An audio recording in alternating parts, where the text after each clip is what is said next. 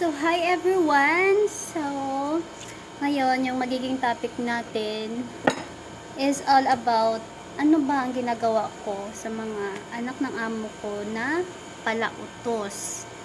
Ayun, pag-uusapan natin ngayon. Ako ba'y nagagalit?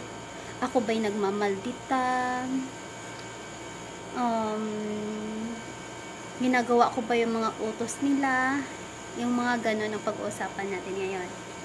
So, kung bago ka pa lang dito sa aking channel, guys, so please subscribe to my channel and like.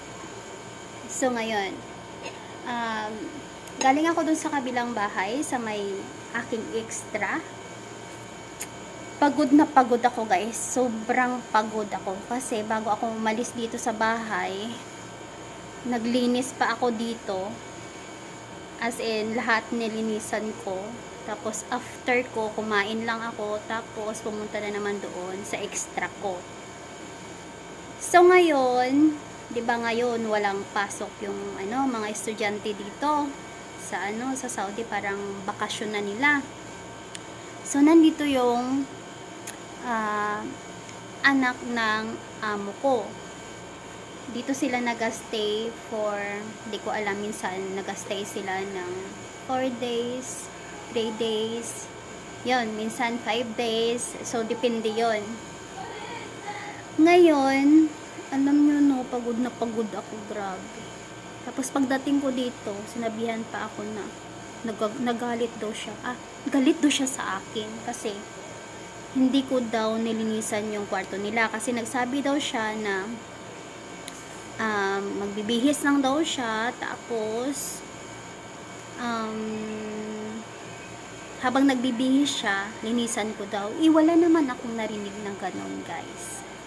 So, ngayon, ano ba ang ginawa ko? So, ang ginawa ko, hindi ako nagalit, hindi din ako nagmaldita, hindi din ako nagsungit. Ano lang, kasi pag ganon na mga trouble yung kinakaharap ko, guys, halimbawa, sabihan ako ng ganon, hindi ako nagpapa-apekto. Alam mo yon, yung parang cool lang ako lagi. So, instead na mairita ako sa kanila, tinatawanan ko yan. Tapos, nag-a-apologize ako. Pero, kahit humihingi ako ng sorry, syempre, nagbibigay din ako ng rason ko na ganon, hindi ko narinig na nagsabi ka ng ganon. So, sorry, yung ganon, yung ginasabi ko. Tapos, sabi ko kanina, sige, wala namang problema, ngayon linisan ko na. Kasi hindi tayo pwede magsungit, guys, or magmaldita sa mga anak ng amo natin. Kasi, minsan, pag nagagalit yung amo talaga natin, yung mga nanay nila, kasi yun talaga yung amo ko, yung nanay nila. Pag kinaibigan mo yung mga anak niya, tapos nakita nilang pinagalitan ka ng nanay nila na wala sa lugar, alam nyo, guys, magiging kakampi nyo yan sila. Kaya hindi ako nagiging maldita kahit alam yung pagod na pagod ako. Alam nyo yun, yung pag ganun ka na lang, pero wala kang magagawa kasi trabaho mo yun, kailangan mong gawin. Tapos, yun, ginawa ko na yung nila, yung kwarto nila.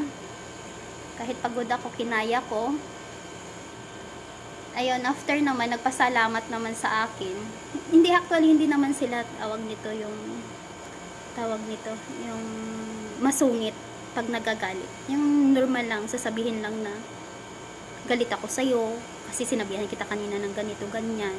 Tapos, hindi mo nilinisan bago ka umalis, pupunta doon sa sideline mo, yung mga ganun. So, yan, sa mga baguhan dyan, guys, huwag kayong mainis. Kaibiganin nyo yung mga anak nila. Kasi yun ang sinasabi ko na magiging magiging sandalan mo in case of yung mga emergency, yung may kakailanganin ka.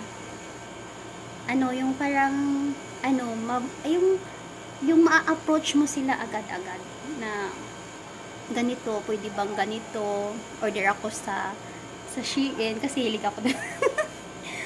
Tapos, alam niyo yun, hindi na ako pinapabayad ng tawag nito, yung shipping fee.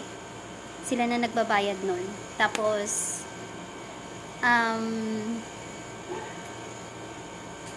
yung mga ano, hindi sila madamot sa akin pag mayroon sila. Binibigyan nila ako kung anong mayroon sila. Yun lang yung ano, yung tawag nito, yun lang yung talagang ano ko sa kanila na hindi dapat ako pwedeng magalit. So sana may natutunan kayo this video guys, kasi pag ano ng mga ginawa nyo, no, lalo na dun sa mga baguhan or sa mga nagpaplano pa lang na umalis, yun ang gawin nyo guys. Be nice. So yun lang. Bye!